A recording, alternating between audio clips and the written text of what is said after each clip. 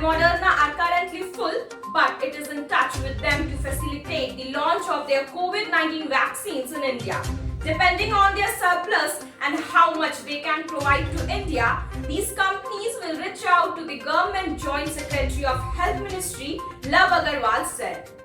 Delhi Deputy Chief Minister Manish Sisodia said that the centre should not be driven by an obsession with examination while taking any decision regarding the Class 12 board exams. Sisodia comments came a day after the Union government convened a meeting in this regard.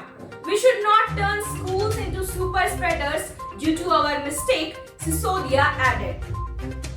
Tata Steel has announced that it will continue to pay monthly salary to the family of employees who died due to COVID-19. The family will receive salary till 60 years of age of the deceased employee along with medical benefits and housing facilities. For its deceased frontline workers, the company will bear expenses of their children's education till graduation in India.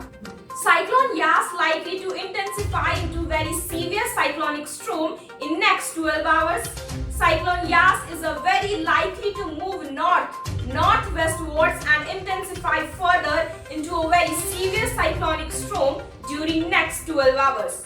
The cyclone might affect 11 states and union territories, which include Andaman and Nicobar Islands, West Bengal, Odisha, Andhra Pradesh, Tamil Nadu, Puducherry, Sikkim, Jharkhand, Bihar, Assam and Meghalaya.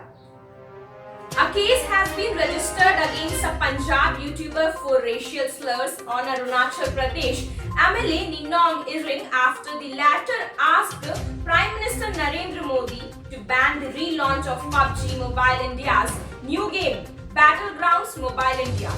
Paras Singh, who runs the YouTube channel Paras Official, called Iring as a non-Indian and Arunachal Pradesh a part of China. Now let's have a look on some agricultural news. The Shivraj government has taken a big decision in the interest of farmers of Madhya Pradesh. Now the moong crop in the state will also be purchased at the support price. This information has been given by the state agricultural minister Kamal Patel himself. He said that now the moong crop in Madhya Pradesh will be purchased at the support price. While giving the information to HARDA, Agriculture Minister Kamal Patel said that the central government has given the approval to buy the moong crop at the support price. Due to Corona, farmers are incurring similar losses. The rains caused by the Taukte have hurt them further. In many parts of Bundelkhand, the crops of farmers who grow watermelon and melon have been completely destroyed due to the storm. Around 50 acres of watermelon and melon crop in village Rangawa in Rajnagar Assembly constituency of Chhattarpur district have been destroyed. The Indian Farmers Union leader Rakesh Tikat has once again reiterated the need to talk to the government. Rakesh Tikat says the farmers' organizations are ready to resume talks with the centre, but this dialogue should be held on withdrawal of new agricultural laws. At the end, let's move towards some sports and Bollywood news.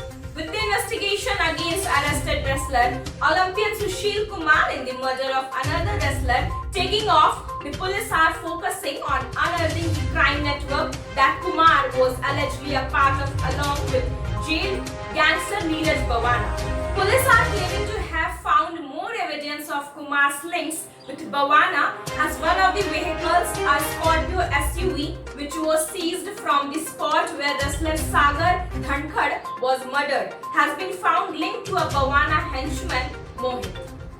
Actor Himansh Kohli opened up about his films repeatedly getting delayed amid the ongoing COVID-19 pandemic and said, "There are times when you get great opportunities in life and then the pandemic hits and ruins everything." He added, "I am suffering. My films have got delayed twice during the past year, so I can't even take up new work."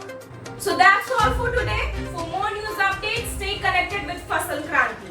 Thank you.